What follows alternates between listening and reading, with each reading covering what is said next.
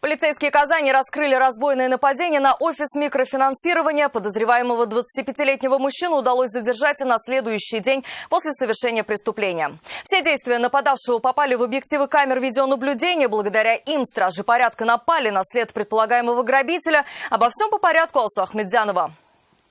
Ему потребовалось всего минута. Мужчина в маске зашел в кредитную организацию в 9 часов утра. Угрожая кассиру предметом, похожим на нож, он потребовал отдать ему все деньги. Женщина не сопротивлялась. Испугавшись за свою жизнь, она передала ему 50 тысяч рублей. Получив желаемое, налетчик сложил купюры в пакеты и покинул офис.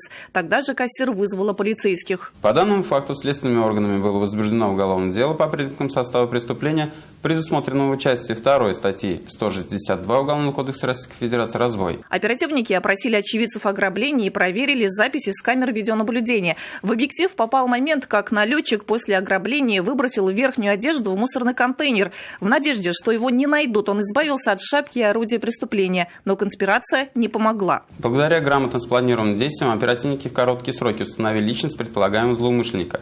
1 декабря 25-летний подозреваемый был задержан на улице Лесная. На время следствия подозреваемый будет находиться за решеткой. Алсу Ахмедзянова, Айрат Назипов. Вызов 112.